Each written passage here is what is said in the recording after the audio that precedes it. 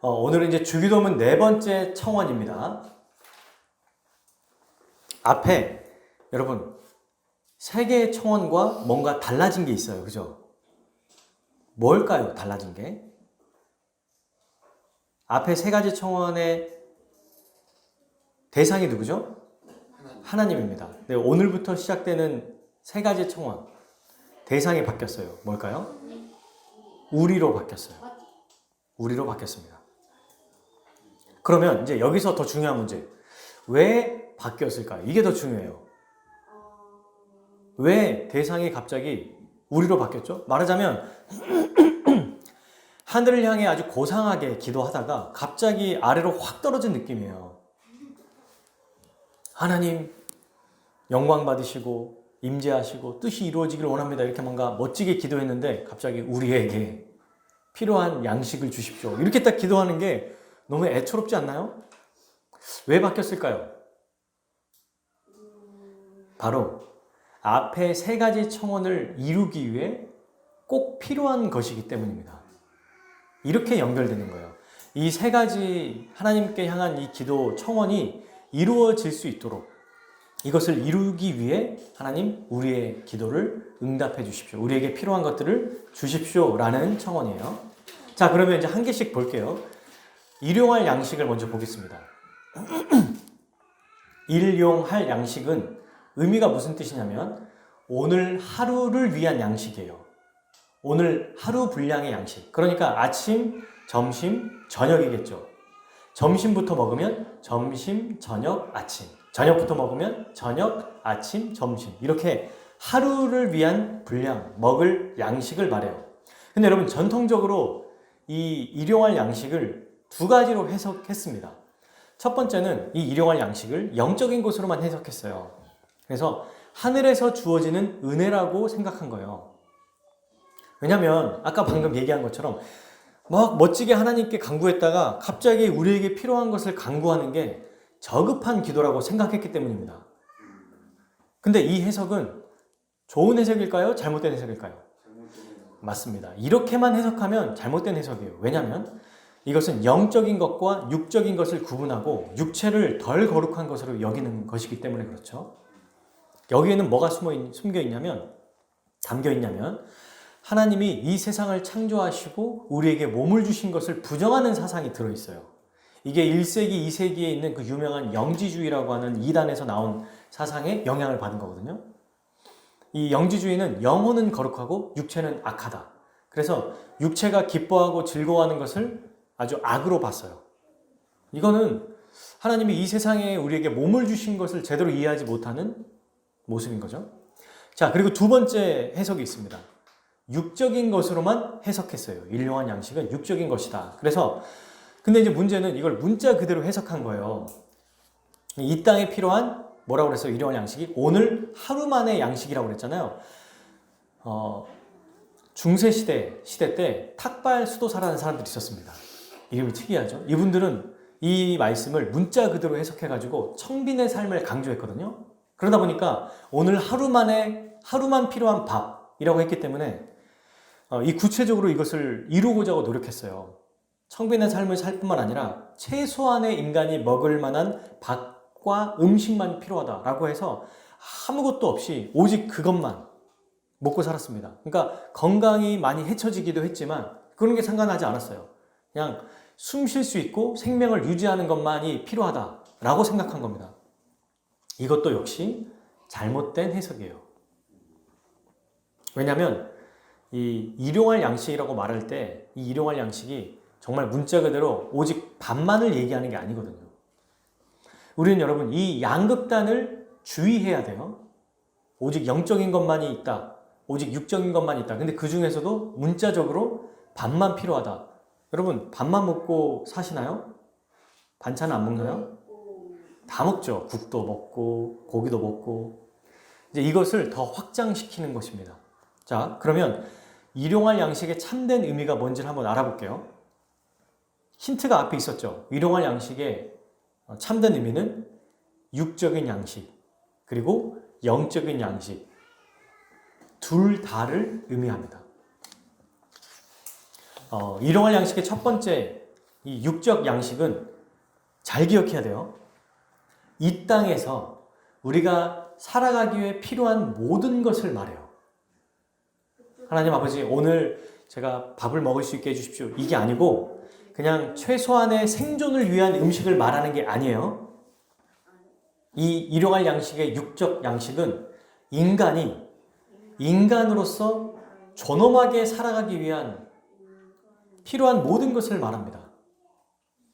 인간답게 살아가기 위해 필요한 모든 것. 그러니까 여러분, 존엄하게 살아간다. 정말 인간답게 살아간다는 것은 뭐와 비교되죠? 동물과 비교돼요. 짐승, 동물은 먹을 것만 주면 됩니다. 근데도 여러분, 먹을 것만 줘도 동물 학대라고 얘기하죠. 자유롭게 풀어주기도 하고, 또 우리 반려동물이라고 하는 애완견은 어떻게 해요? 밥만 줍니까? 산책도 시켜주죠. 집도 만들어주죠. 다 해줘요. 하물며 인간은요, 존엄하게 살아가야 될 존재입니다. 하나님의 형상대로 우리를 창조하셨기 때문이에요. 그래서 이 육적 양식이라고 하는 것은 뭐가 다 포함되어 있냐면 정서적 양식, 심리적 양식, 또 정신적 양식, 이 모든 것에 대한 안정과 기쁨이 다 포함됩니다. 이게 바로 육적인 양식이에요. 그러니까 여러분, 이를 위해서는 또 뭐가 필요하죠? 평안하고 안전한 환경도 필요한 거예요. 이게 다 일용할 양식이라는 겁니다. 그러니 오늘날로 말하면 최소한의 음식으로 사는 게 아니라 이 일용할 양식의 육적인 양식은 문화 생활을 즐기고 누리며 살아가는 것을 말해요. 이게 필요한 거예요, 사람에게.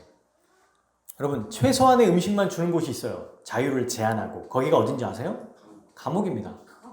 감옥에서 사는 사람들이 나는 내 꿈을 이루었어. 너무나 행복해. 이렇게 사는 사람이 있어요? 없어요. 그 사람들이 못 먹습니까? 먹어요. 군인들도 음식을 먹거든요. 근데 요즘에 가끔씩 올라오는 거 보면 군인들이 핸드폰을 가지고 다니니까 지금 뭐 이번 그 음식이 부실하다 이래서 막 위에 올리고 뭐 이렇게 하지 않습니까? 근데 예전에 우리 어른들 보면은 아니 주는 것만 해도 얼마냐 이렇게 얘기한단 말이에요. 하지만 사람이 인간답게 살기 위해서는 최소한의 음식 혹은 먹는 것으로만 족하지 않다는 거죠. 문화생활이라고 하는 것, 하나님께서 우리에게 창조 능력을 주셨고 또 상상력을 주셨거든요. 이 모든 것들이 채워져야 인간은 행복한 거예요. 뭐 음악 활동, 예술 활동, 연극을 보는 거, 영화를 보는 거, 운동하는 거, 또 스포츠를 하는 거, 여행 가는 거, 또 맛집을 투어하는 거, 취미생활 하는 거, 이 모든 것들이 필요합니다. 그리고 이뿐만이 아니에요. 사람이 살아가는데 이것만 있으면 안 되죠. 살아야 될 집도 필요하고요. 또 사람에 따라서는 차도 필요해요. 노트북도 필요하고요. 슬라임도 필요해요. 장난감도 필요하고 책도 필요해요. 또 정서적이고 또 성적으로 누리는 아주 행복한 부부 생활도 필요하고 화목하고 사랑하는 가족도 필요합니다. 만약 홀로인 사람들은 소울메이트라고 해서 자기의 정서적인 교감을 누릴 수 있는 친구도 필요한 거예요. 이것을 위해서 또 뭐가 필요할까요? 건강도 필요합니다. 이뿐만이 아니죠. 대화를 나눌 수 있는, 교감할 수 있는 친한 동료들, 직장 동료, 그 다음에 또 친구들도 필요해요. 그런 그룹들이 필요합니다.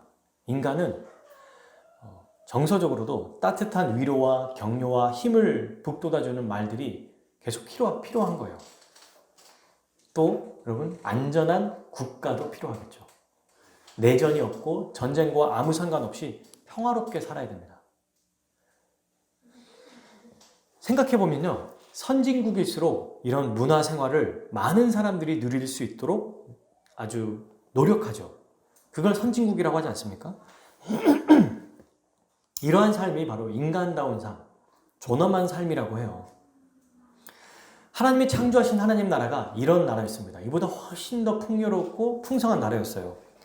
창세기 2장 16절에 보면 여호와 하나님이 그 사람에게 명하여 이르시되 동산 각종 나무의 열매는 네가 임의로 먹어라. 각종 나무라고 하면 여러분 과수원에만 가도 대체 열매가 몇 개입니까? 근데 전 세계적으로 먹을 수 있는 열매를 다 합쳐볼까요? 수십 개, 수백 개가 될 거예요. 씨 맺는 채소부터 시작해서 채소, 그 다음에 나무 열매 포함해 보십시오. 어마어마합니다. 이걸 다 먹으래요. 근데 마음대로 먹어라. 하나님 나라는 아주 풍성한 나라였어요. 그리고 완성될 하나님 나라도 정말 풍성하고 충만한 곳입니다. 요한계시록 22장 2절에 보면 이렇게 말씀하고 있어요. 길 가운데로 흐르더라. 강 좌우에 생명나무가 있어 12가지 열매를 맺되 달마다 그 열매를 맺고 그 나무 잎사귀들은 만국을 치료하기 위하였더라. 그러니까 매달마다 나무에 열매가 맺히는데 1년에 12달이잖아요. 근데 그 열매가 다 다르다는 거예요. 이건 어떤 상징입니까? 진짜로 그 열매가 12가지인지는 모르겠지만 계속 다양하게 열린다는 거예요. 지겹지 않게 항상 새로운 게 열린다. 진짜 풍성하고 풍요롭다는 얘기입니다. 이렇게 살아갈 수 있는 나라를 우리에게 주실 겁니다. 이 땅에서도 이렇게 살아가기를 우리 주님이 하나님께서 원하시는 거죠. 예수님은 어떻게 말씀하셨어요? 필요한 것을 간구하라고 말씀하셨습니다. 마태복음 7장 7절 구하라 그리하면 너희에게 주실 것이요 찾으라 그리하면 찾아낼 것이요 문을 두드리라 그리하면 너희에게 열릴 것이 뭐 하라고 그랬어요? 구하라 라고 했어요. 구하라고. 찾으라 문을 두드리라. 굳이 그런 것까지 찾으려고 그러냐 구하려고 그러냐 하지 마라. 그냥 있는 거 가지고 적당히 살아라 말씀하시지 않았어요? 하나님께 요청하라고 말씀하셨습니다. 그리고 또 한 가지 오병이어의 사건을 통해서 보면 하나님 나라의 풍성함을 보여줌과 동시에 그냥 설명만 하면 되잖아요. 하나님 나라의 풍성함을 보여준 것과 동시에 이 땅에 필요한 것들도 채워주시는 분임을 알려주셨어요. 만약에 완성될 하나님 나라만 그 나라가 얼마나 풍성한지만 보여주시려고 했다면 하나님 나라 비유로 끝내셨으면 됩니다. 그걸로 끝내시면 돼요. 근데 굳이 오병이어를 통해서 실제적으로 그 당시에 떡 5개와 물고기 2마리로 많은 사람들을 먹였죠. 마가복음 41장 44절까지 보면 하늘을 우러러 축사하시고 떼어 제자들에게 나눠주라 하시고 물고기 2마리를 모든 사람에게 나눠주매 다 배불리 먹고 남은 떡 조각과 물고기 12바구니에 차게 거두었으며 떡을 먹은 남자는 5,000명이었더라. 그러니까 거의 한 15,000명에서 2만 명의 모든 사람들이 다 먹어도 이 엄청난 큰 광주리에 남았다라고 말하고 있어요. 영적인 것만 채워주시는 게 아니라 육적인 것도 채워주시는 분임을 알려주셨습니다. 그러니까 여러분, 우리는 하나님의 형상대로 존엄하게 살아가기 위해서 이 땅에 필요한 모든 양식이 우리에게 있어야 합니다. 우리 예수님은 이것을 위해 뭐라고 그랬어요? 기도해라, 간구해라, 하나님 아버지께 그것을 요청해라 라고 말씀하신 거예요. 그리고 일용할 양식의 두 번째는 영적인 양식입니다. 이건 바로 하늘에서부터 오는 양식, 하늘의 양식을 얘기해요. 영적인 양식. 이것이 무엇일까요? 우리 요한복음 한번 찾아볼까요? 요한복음 6장 55절과 58절입니다. 요한복음. 우리 아이들이 성경 지금 찾기 대회하고 있으니까 정말 빨리 찾고 있죠. 6장 55절과 58절.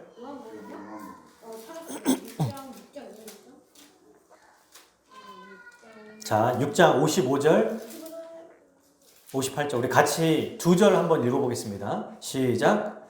내 살은 참된 양식이요 내 피는 참된 음료로다. 58절. 이것은 하늘에서 내려온 떡이니 이 떡을 먹는 자는 영원히 살리라. 아멘. 이 떡, 여기서는 우리나라 말로 떡이라고 표현했는데 여기서 말하는 실제로 원어로 보면 빵이에요. 우리로 말하면 밥입니다. 실제로 이 참된 양식이고 참된 음료가 누구죠? 예수 그리스도입니다. 예수 그리스도가 바로 하늘의 양식이에요. 우리는 날마다 참 생명이요 참 양식이신 예수님을 먹고 마셔야 돼요. 사람을 먹고 마신다고요? 아니요. 이건 실제로 사람을 먹는다는 식인을 얘기하는 게 아니고 상징입니다. 예수님과 연합하여 그분이 주시는 은혜 안에서 믿음으로 살아가는 것을 의미하는 거예요. 믿음으로 사는 삶, 믿음으로 주님 의지하고 살아가는 것을 바로 예수님을 날마다 먹고 마시는 것이라고 얘기했어요. 이거는 더 구체적으로 얘기하면 날마다 우리 주님의 예수 그리스도의 말씀, 성경 66권의 말씀을 듣고 배우고 그것을 통해서 자라고 의지하고 순종하며 사는 게 하늘의 양식을 먹는 거예요. 여러분, 이 하늘의 양식도 매일 우리에게 필요합니다. 이 영적인 양식은 우리가 예배를 드릴 때도 또 일상의 삶을 살아갈 때도 하나님 우리에게 성령 충만케 해주십시오. 우리가 염려와 두려움에 빠지지 않게 해주십시오. 하나님과의 관계가 멀어지지 않게 해주십시오. 이런 기도를 계속해서 드리면서 우리의 영적인 양식이 충만해지기를 간구하는 거예요.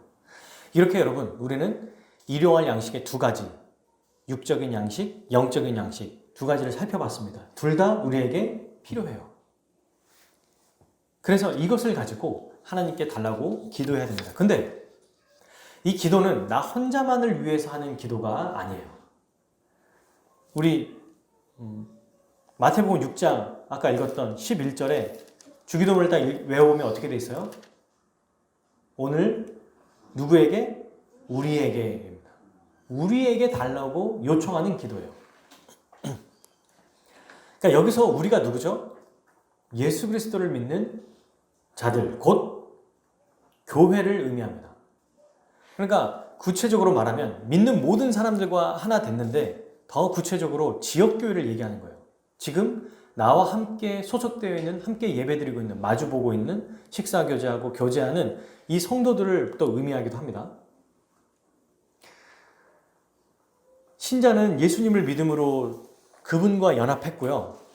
보세요. 예수님이 있으면 예수님을 믿음으로 그분과 연합했습니다. 근데 안에 딱 들어가 봤더니 예수님과 연합한 수많은 사람들이 있는 거예요. 그래서 예수님을 믿기만 했는데 누구와 또 연합된 거예요? 교회 다른 신자들과 함께 연합된 겁니다. 큰 콘서트장 같은 데서 혼자 이제 티켓을 끊고 딱 들어갔는데 봤더니 사람들이 어마어마한 거예요. 이런 겁니다. 우리가 예수님을 믿을 때 왜 홀로 살아가는 게 아니냐면 믿는 순간 이미 우리의 정체성, 우리의 존재가 한몸된 교회로 존재하기 때문이에요. 그래서 우리의 기도는 나의 기도가 아니라 성도들과 함께하는 기도라는 거죠. 이 일용할 양식을 구하는 기도는 당연히 나를 포함해서 우리 교회 성도들을 위한 기도라는 것을 우리는 기억해야겠습니다. 그러면 오늘날이라는 또 단어가 있죠. 이 오늘날은 오늘 하루를 의미하는 거예요. 근데 하루라고 해서 문자적으로 오늘만 기도하라는 의미가 아니에요.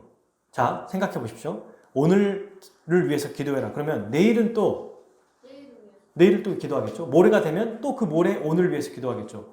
한 10일이 지나면 기도 안 해도 됩니까? 아니죠. 10일 후에는 또 10일 후에 그때 또 기도하겠죠. 이게 뭐예요? 매일 간구하라는 얘기예요. 매일 구하라는 얘기입니다.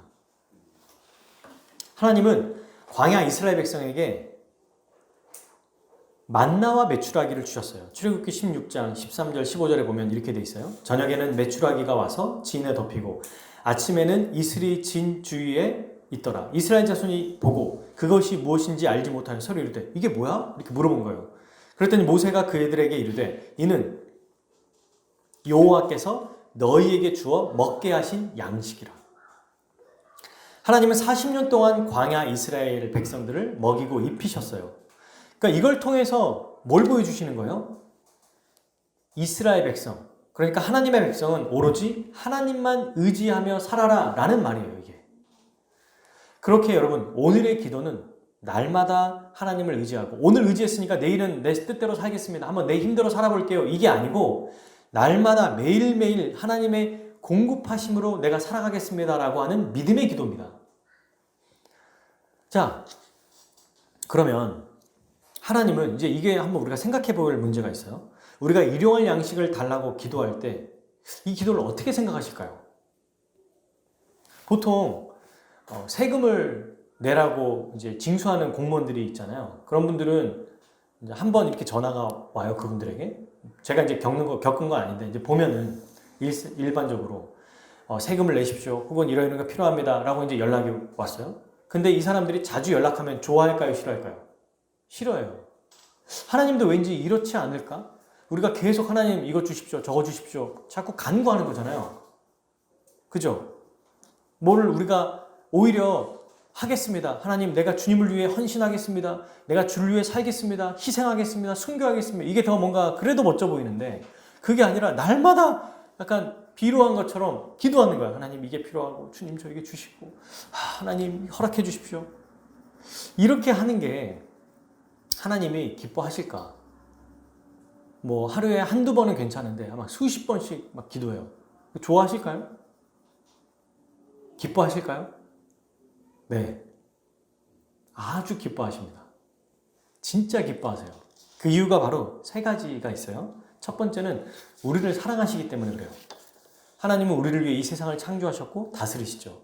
사랑하시니까 사랑하는 자의 기도를 듣기를 원하세요. 소통하기를 원하신다는 거예요. 그리고 응답해 주시기를 기뻐하십니다. 그리고 두 번째, 그분은 전능하신 분이기 때문이에요. 만약에 사랑하긴 하지만 못하는 걸 자꾸 요구받으면 불편해요. 하지만 불가능이 없는 분입니다. 우리는 불가능함이 있지만 하나님은 전능하신 분이세요. 무엇인지 다 할 수 있습니다. 그래서 다 말해봐, 다 말해봐 이렇게 얘기하신다는 거예요. 그러니 우리가 요청하는 기도는 하나님 앞에 부담이 아니라 기쁨입니다. 근데 이게 세 번째와 연결돼요. 이것이 결국 하나님께 영광이 됩니다. 어떤 사람들은 방금 얘기한 것처럼 하나님께만 간구하는 기도가 저급한 기도라고 생각해서 기도를 안 하고 간구를 안 하기도 해요. 한두 번만 얘기하고 말지 뭐. 내가 그래도 이 정도까지 해야 되겠어? 하나님 앞에? 하나님도 내가 염치가 있지. 이러면서 이제 기도를 적당히 해야 된다고 생각하는데 그건 완전한 착각입니다. 오해고요. 왜 그런 줄 아세요? 하나님께 간구하는 기도를 통해 하나님이 하나님 되심, 하나님이 창조주 되심을 드러내는 기도라는 거예요. 이게 하나님께 간구하는 기도가. 반대로 뭡니까? 우리가 가장 겸손해지는 시간이에요. 우리가 뭐길래? 내 기도는요, 내 힘과 노력과 능력이 아니라 나는 아무것도 할 수 없습니다. 하나님, 나는 무능력한 존재입니다. 라는 걸 드러내는 항복의 표현입니다. 그래서 이 사람의 본분, 피조물로서 우리 자신이 얼마나 하나님 앞에 부족하고 무능력한 존재인지를 알고 전적인 하나님의 은혜만을 간구하는 시간이기에 이것이 하나님께 영광이 되는 거예요. 하나님은 우리의 기도를 들어주심으로 자신의 전능하심과 위대하심을 나타내시죠. 그럼 우리는 그 기도의 응답을 받고 어때요? 기쁘죠? 감사하죠? 그러니 하나님께 영광을 돌리는 겁니다.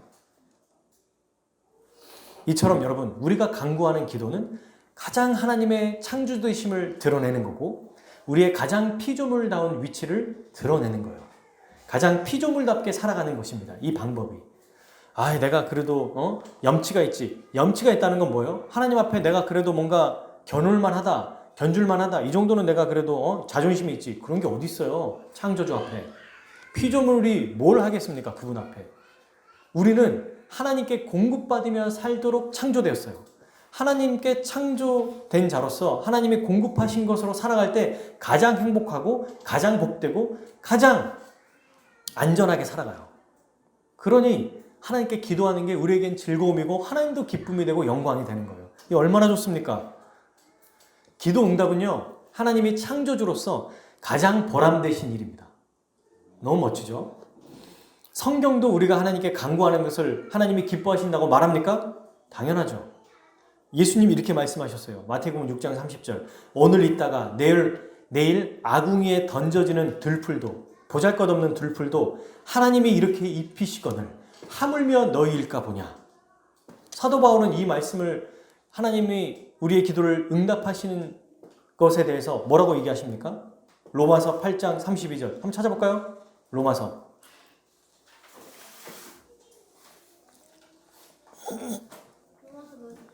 8장 32절. 같이 읽겠습니다. 시작. 자기 아들을 아끼지 아니하시고 우리 모든 사람을 위하여 내주시니가 어찌 그 아들과 함께 모든 것을 우리에게 주시지 아니하겠느냐. 아멘. 왜 주실 수밖에 없는가? 왜 기뻐하시냐면 이미 자기를 주셨어요. 자기와 같은 존재, 가장 사랑하는 아들을 아끼지 않고 내주셨는데 대체 뭐를 주실 수 없겠습니까? 불가능한 게 뭐겠어요? 이것을 여러분 안다면, 하나님이 이런 분이신지를 안다면 우리 어떻게 할까요? 조금 기도하고 말까요? 열심히 기도할까요? 당연히 열심히 기도하지 않겠어요? 아주 기쁨으로 무엇이든지 요청하며 기도하지 않겠어요? 전능하시고 나를 사랑하시고 이걸 통해서 영광 받으신다면 피조물로서 가장 피조물다운 모습이 기도라는 거. 나는 할 수 없습니다. 하나님 채워주십시오. 이끌어 주십시오. 부어주십시오. 이게 하나님께 영광이 된다면 얼마나 열심히 기도하겠어요. 그죠? 이게 신자의 특권이에요. 이게 신자의 특권입니다. 하나님은 우리가 계속해서 그분을 찾으면 귀찮아하기는커녕 아주 환영하고 즐거워요.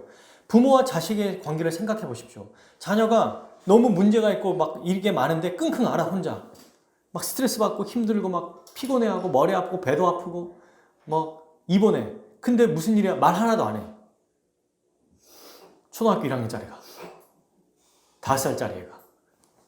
초등학교 6학년이. 근데 늘 찾아와가지고 엄마, 아빠 이게 필요하고 이게 힘들고 이게 어려워요 라고 말하면 부모는 너무 행복한 거예요. 아, 내가 어떻게든 도와주고 싶다. 그게 부모거든요. 하나님도 환영하고 즐거워하십니다. 여러분 이거를 잊지 말아야 되거든요. 예레미야 33장 3절 너는 내게 뭐하라? 부르짖으라. 왜? 내가 내게 응답하겠고 응답하겠다 이러고 끝나면 되거든요. 성경이. 부르짖어라. 근데 그러니까 부르짖으라는 것도 정말 그렇게 간절히 외치라는 거예요. 그러면 응답하겠다 이러면 끝나는 되는데 응답하면서도 또 뭐라고 얘기하시냐면 네가 알지 못하는 크고 은밀한 일을 내게 보이리라. 더 많은 것들로 채워주시는 거예요. 이사야 41장 10절 두려워하지 말라. 내가 너와 함께함이라 놀라지 말라. 나는 내 하나님이 됨이라. 내가 너를 굳세게 하리라. 참으로 너를 뭐하라? 뭐한다? 도와주리라. 참으로 나의 의로운 오른손으로 너를 붙들리라. 여러분 하나님의 오른손 우리가 보통 이 성경에서도 오른손은 그 힘과 파워를 뜻하거든요. 그분의 손으로 우리를 붙들어 준다고 생각해 보십시오. 그 손으로 우리를 도와준다고 생각해 보세요. 얼마나 든든합니까? 그러므로 사랑하는 여러분, 우리는 첫째로 하나님께 기도합시다. 어떻게 해요? 마음껏 매일매일 수시로 생각날 때마다 시도 때도 없이 하나님께 나아갑시다. 왜요? 하나님은 우리의 아버지 되시기 때문입니다.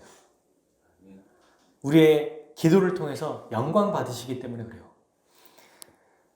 그러면 우리 무엇을 위해서 기도해야 될까요? 필요한 모든 것을 위해서 기도하는 거예요. 그리고 이 기도를 통해서 역사하시기를 우리 하나님이 원하세요. 하나님은 우리의 기도를 들으시기를 원하시고 기도를 통해 역사하시기를 기뻐하시는 분이에요. 기도하지 않으면 응답 안 해줍니까? 이렇게 접근하지 말고 기도하지 않으면 저를 안 돌봐주시는 거예요? 이러지 마세요. 왜? 자녀는 부모에게 마땅히 그렇게 해야 될 의무도 있고 권리도 있잖아요. 그러니 우리가 아버지 되신 하나님께 간구하고 기도하는 것을 우리 하나님이 원하십니다. 그러면 여러분 우리가 이렇게 기도할 때 하나님께서 응답해 주시잖아요. 그럼 이렇게 필요를 채움받았을 때 우리는 어떻게 해야 되죠? 기뻐하고 즐거워하면 됩니다. 하나님의 창조하신 이 선한 세상을 잘 즐기세요. 누리세요. 몸을 긍정하세요.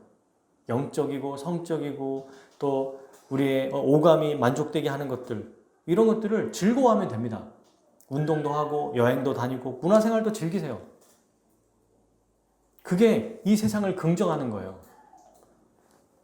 즐겁게 누리십시오. 근데 이때 여러분 중요한 건 서로 비교하지 않는 거예요. 사람마다 다 다르거든요. 시대마다 달라요. 근데 왜 비교하지 말아야 되냐면 생각해 보십시오. 모든 것이 다 누구의 것이에요? 하나님의 것. 그러니까 가난한 자도 주눅들 필요가 없어요. 하나님이 그 정도 주신 이유가 있겠죠? 부자도 교만할 필요가 없습니다. 그렇게 준 이유가 있겠죠? 우리는 어떤 생각을 해야 되냐면 하나님께서 나에게 내가 기도하고 기도 응답을 받을 때 아, 나에게 지금 현재 가장 좋은 것을 주시고 있구나 라는 걸 기억해야 됩니다. 이게 믿음으로 사는 거예요.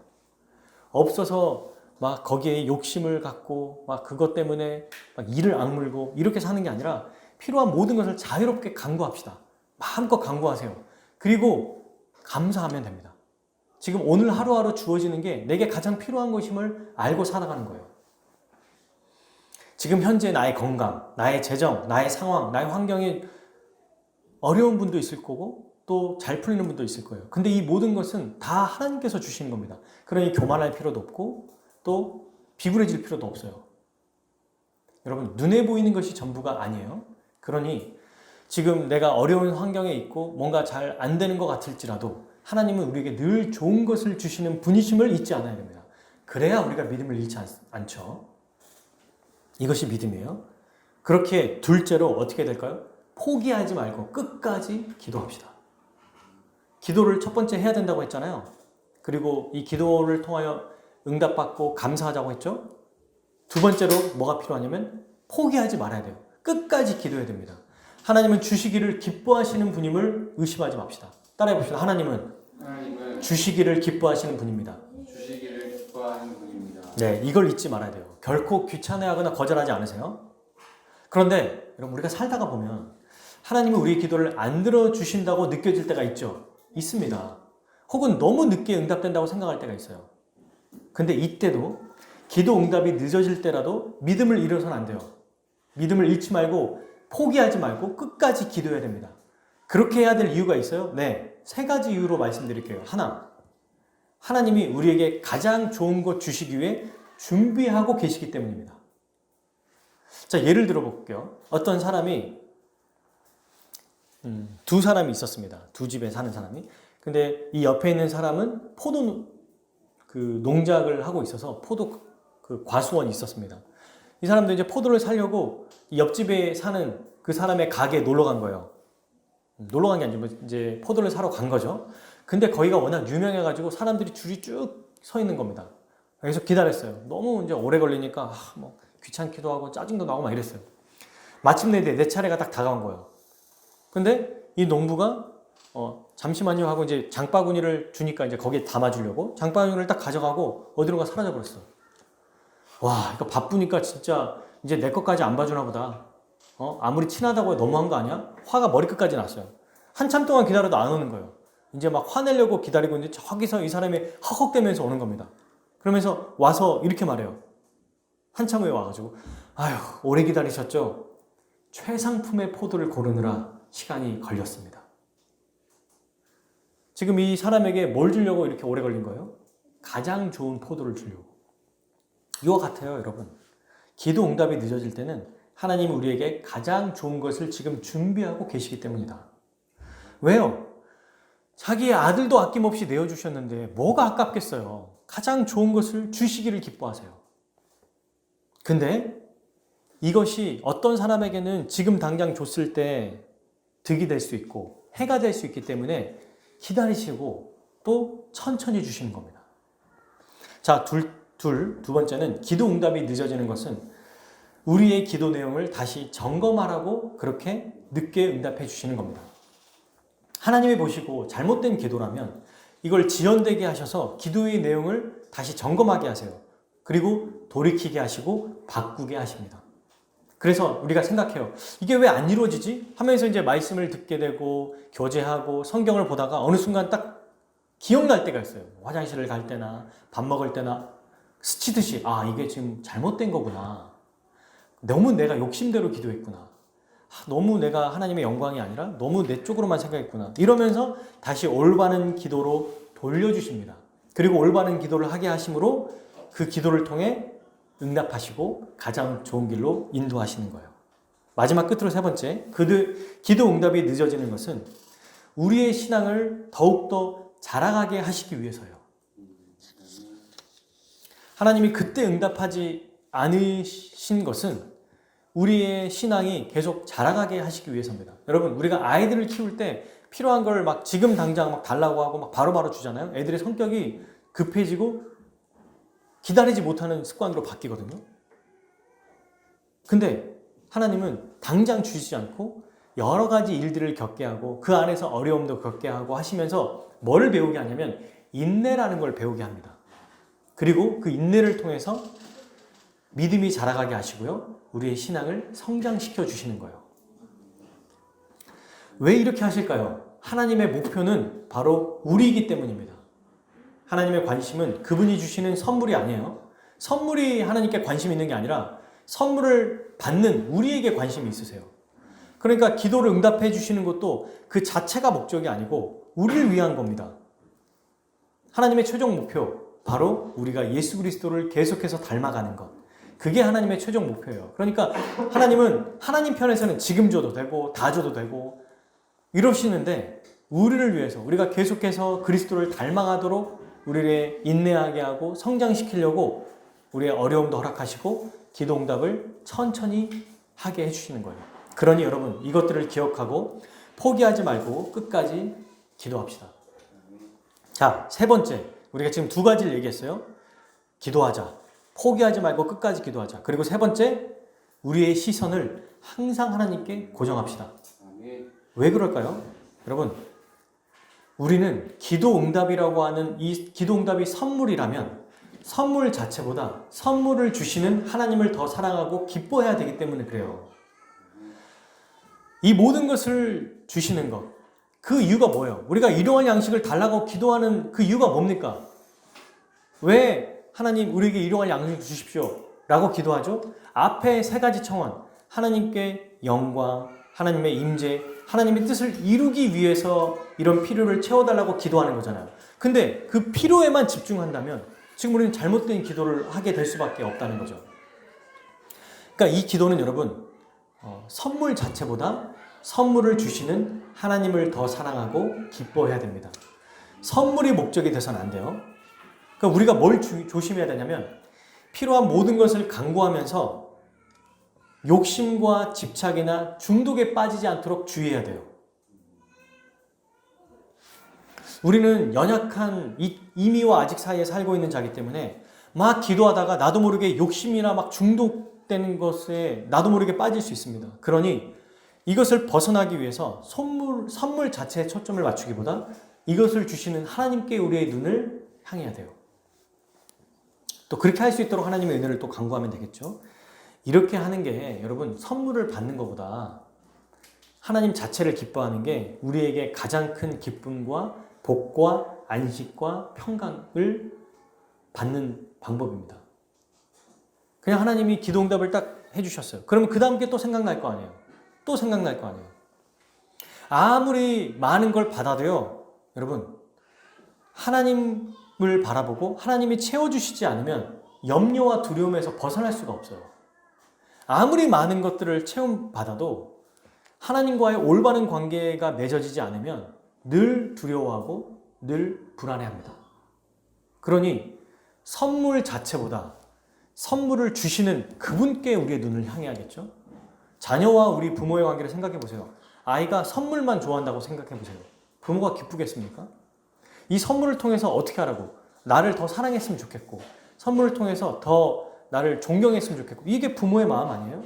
이 아이가 행복한 것으로 끝나는 게 아니라 이렇게 돌봐주면서 부모의 사랑을 알았으면 좋겠고 날 더 사랑했으면 좋겠다라는 게 부모의 마음입니다. 하나님도 선물을 주시면서 선물만 보고 막 집착하게 해서 하는 게 아니고 이걸 통해서 눈을 들어서 하나님을 보게 하시는 거예요. 이거를 잊지 말아야 됩니다. 여러분 근데 이 선물에 집착하지 않게 하시려고 하나님이 우리에게 고안한 방식이 있어요. 그게 바로 네 번째 끝으로 일용할 양식을 지금처럼 우리가 살아가는 것처럼 나누며 살아가야 합니다. 이게 선물 자체에 집중하지 않고 하나님께 집중하는 방법이기도 해요. 그리고 이게 여러분 이렇게 베풀며 살아가는 것, 나누며 살아가는 것이 하나님께 영광이 되고요. 하나님의 임재를 보게 하고요. 하나님의 뜻을 이루는 것입니다. 그래서 우리가 오늘 우리에게 일용할 양식을 주옵시고 할 때 하나님 주십시오. 나도 나의 것을 다른 사람에게 베풀며 살아가겠습니다. 이 두 가지가 같이 고백되는 기도라는 거예요, 이게. 근데 이 기도를 끊임없이 하고 포기하지 않고 일용할 양식을 통해서 하나님을 내가 더 바라보겠습니다.